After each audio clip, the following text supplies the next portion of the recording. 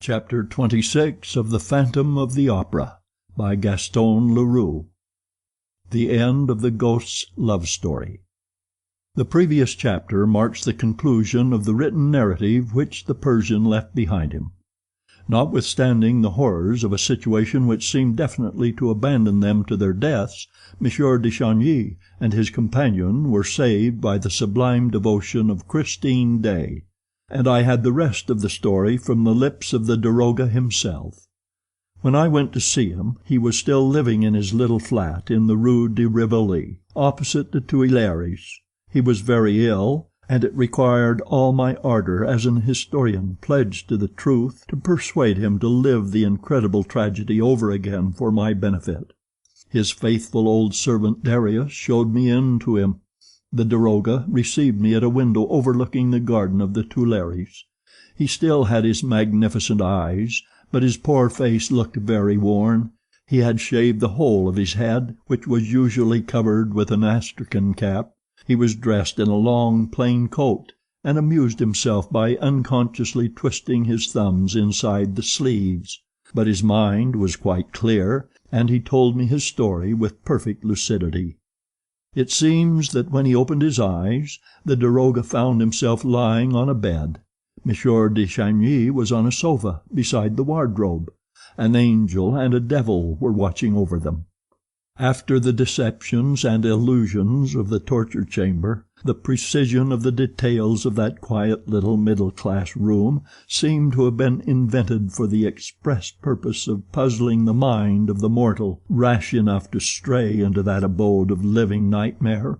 The wooden bedstead, the waxed mahogany chairs, the chest of drawers, those brasses, the little square antimacassars carefully placed on the backs of the chairs, the clock on the mantelpiece, and the harmless-looking ebony caskets at either end, lastly the whatnot filled with shells, with red pin-cushions, with mother-of-pearl boats, and an enormous ostrich egg, the whole discreetly lighted by a shaded lamp standing on a small round table.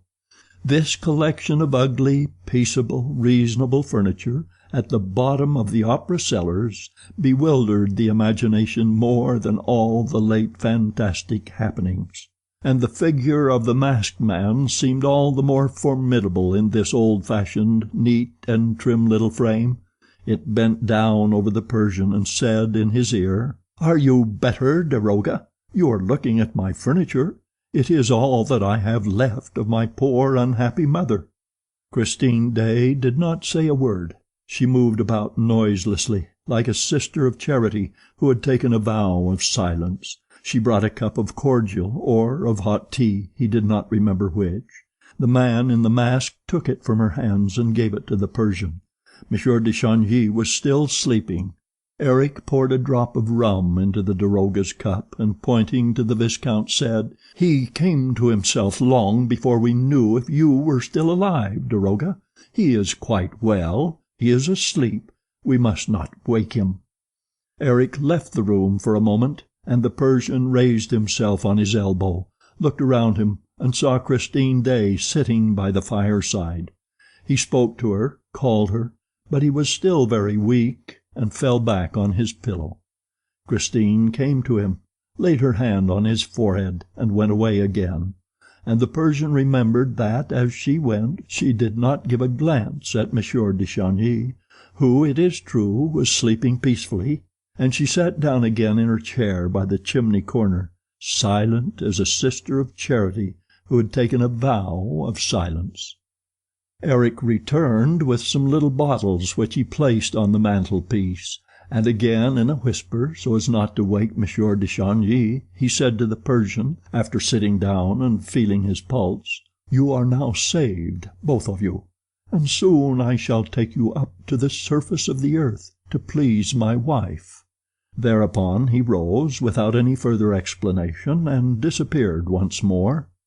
The Persian now looked at Christine's quiet profile under the lamp. She was reading a tiny book, with gilt edges, like a religious book. There are editions of the Imitation that look like that. The Persian still had in his ears the natural tone in which the other had said, "to please my wife." Very gently he called her again, but Christine was wrapped up in her book and did not hear him. Eric returned, mixed the daroga a draught, and advised him not to speak to his wife again, nor to anyone, because it might be very dangerous to everybody's health.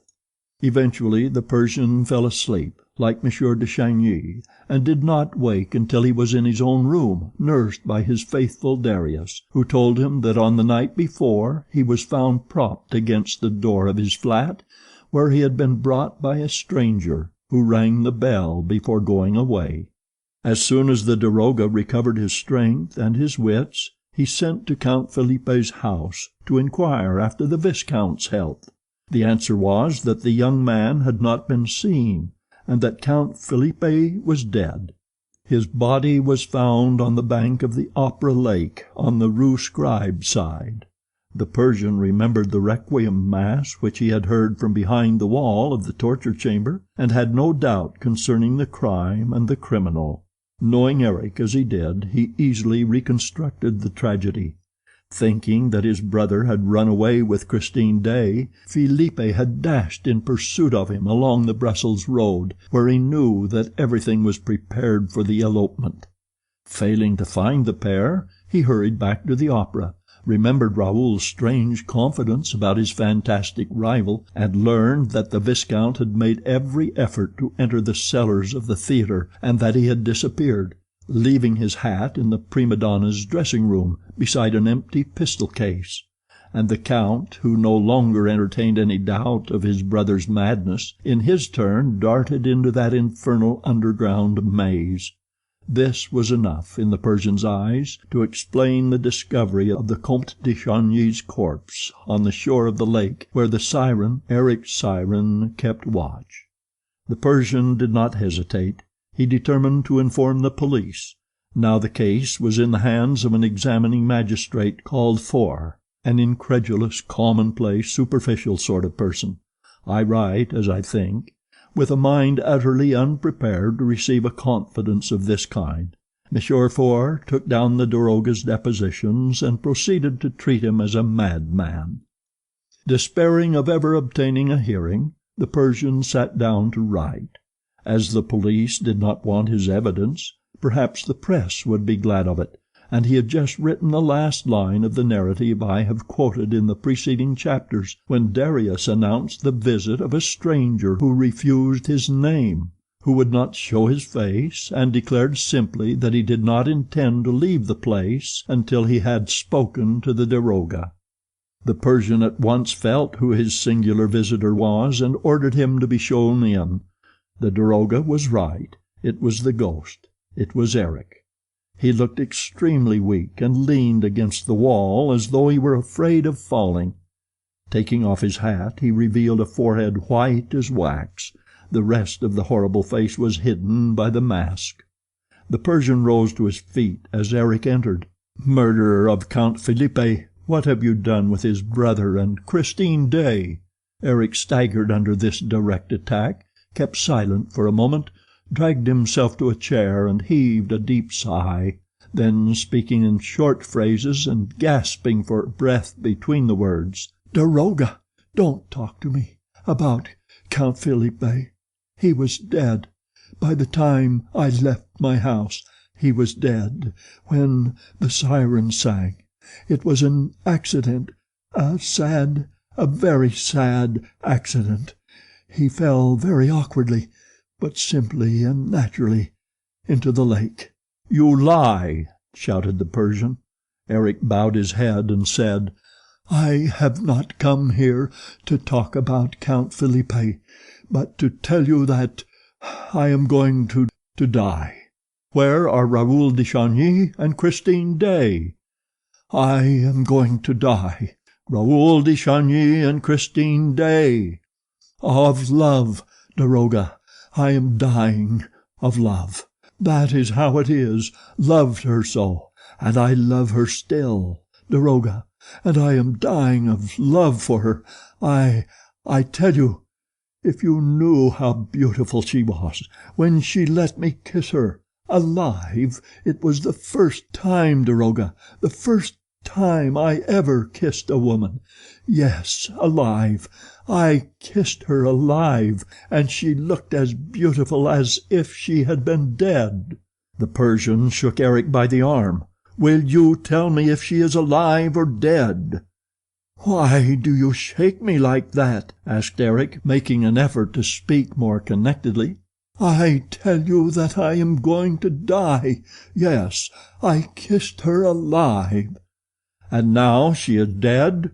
"I tell you I kissed her just like that, on her forehead, and she did not draw back her forehead from my lips. Oh, she is a good girl. As to her being dead, I don't think so, but it has nothing to do with me. No, no, she is not dead, and no one shall touch a hair of her head. She is a good, honest girl, and she saved your life, daroga, at a moment when I would not have given twopence for your Persian skin. As a matter of fact, nobody bothered about you.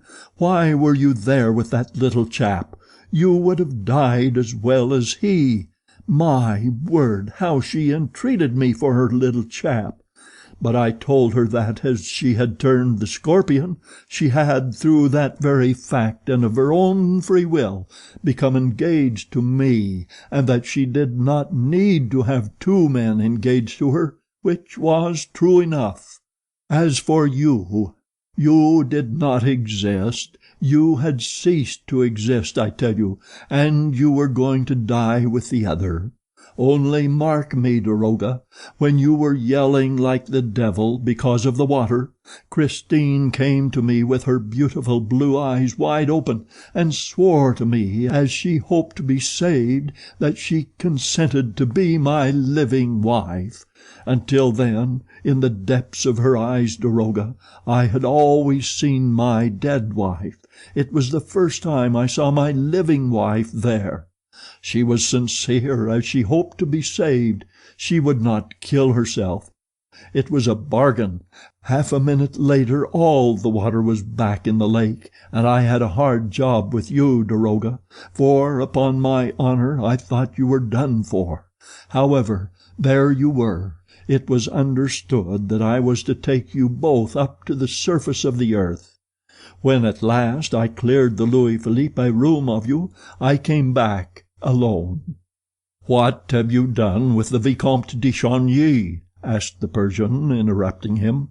"Ah, you see, daroga, I couldn't carry him up like that at once. He was a hostage, but I could not keep him in the house on the lake either, because of Christine.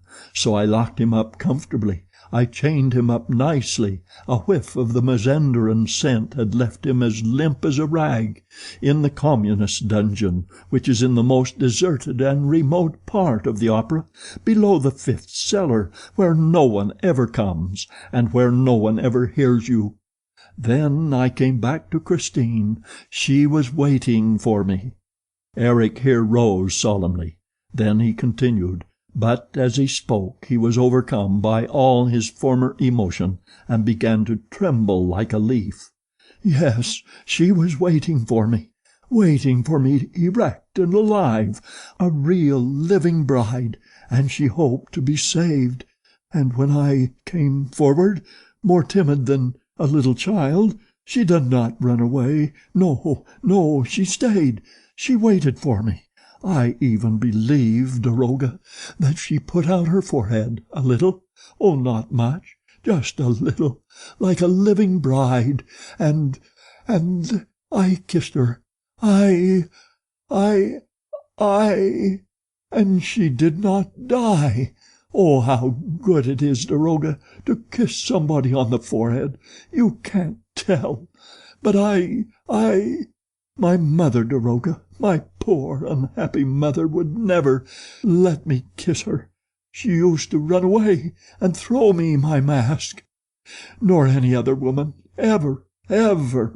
Ah, you can understand my happiness was so great. I cried, and I fell at her feet, crying, and I kissed her feet, her little feet, crying. You're crying too, daroga, and she cried also. The angel cried. Eric sobbed aloud, and the Persian himself could not retain his tears in the presence of that masked man, who, with his shoulders shaking and his hands clutched at his chest, was moaning with pain and love by turns. Yes, daroga, I felt her tears flow on my forehead, on mine. They were soft, they were sweet. They trickled under my mask. They mingled with my tears in my eyes. Yes, they flowed between my lips. Listen, daroga, listen to what I did. I tore off my mask so as not to lose one of her tears, and she did not run away, and she did not die. She remained alive, weeping over me with me. We cried together. I have tasted all the happiness the world can offer." And Eric fell into a chair, choking for breath. "Ah, I am not going to die yet. Presently I shall. But let me cry. Listen, daroga, listen to this. While I was at her feet, I heard her say, 'Poor unhappy Eric,' and she took my hand. I had become no more, you know, than a poor dog ready to die for her. I mean it, daroga. I held in my hand a ring, a plain gold ring which I had given her, which she had lost, and which I had found again. A wedding ring, you know. I slipped it into her little hand and said, 'There, take it for you and him. It shall be my wedding present, a present from your poor, unhappy Eric. I know you love the boy. Don't cry any more.' She asked me in a very soft voice what I meant. Then I made her understand that where she was concerned I was only a poor dog, ready to die for her, but that she could marry the young man when she pleased, because she had cried with me and mingled her tears with mine." Eric's emotion was so great that he had to tell the Persian not to look at him, for he was choking and must take off his mask. The daroga went to the window and opened it. His heart was full of pity, but he took care to keep his eyes fixed on the trees in the Tuileries gardens, lest he should see the monster's face. "I went and released the young man," Eric continued, "and told him to come with me to Christine. They kissed before me in the Louis Philippe room. Christine had my ring. I made Christine swear to come back one night when I was dead, crossing the lake from the Rue Scribe side, and bury me in the greatest secrecy with the gold ring which she was to wear until that moment. I told her where she would find my body and what to do with it. Then Christine kissed me, for the first time herself, here on the forehead. Don't look, daroga. Here on the forehead. On my forehead. Mine. Don't look, daroga." And they went off together. Christine had stopped crying. I alone cried. Daroga, daroga, if Christine keeps her promise, she will come back soon." The Persian asked him no questions. He was quite reassured as to the fate of Raoul Chagny and Christine Daae. No one could have doubted the word of the weeping Eric at that moment. The monster resumed his mask and collected his strength to leave the daroga. He told him that when he felt his end to be very near at hand, he would send him, in gratitude for the kindness which the Persian had once shown him, that which he held dearest in the world, all Christine Daae's papers which she had written for Raoul's benefit and left with Eric, together with a few objects belonging to her, such as a pair of gloves, a shoe-buckle, and 2 pocket handkerchiefs. In reply to the Persian's questions, Eric told him that the 2 young people, as soon as they found themselves free, had resolved to go and look for a priest in some lonely spot where they could hide their happiness, and that with this object in view they had started from the northern railway station of the world. Lastly, Eric relied on the Persian, as soon as he received the promised relics and papers, to inform the young couple of his death, and to advertise it in the Epoch. That was all. The Persian saw Eric to the door of his flat, and Darius helped him down to the street. A cab was waiting for him. Eric stepped in, and the Persian, who had gone back to the window, heard him say to the driver, "Go to the opera," and the cab drove off into the night. The Persian had seen the poor, unfortunate Eric for the last time. 3 weeks later the Epic published this advertisement: "Eric is dead." End of chapter 26.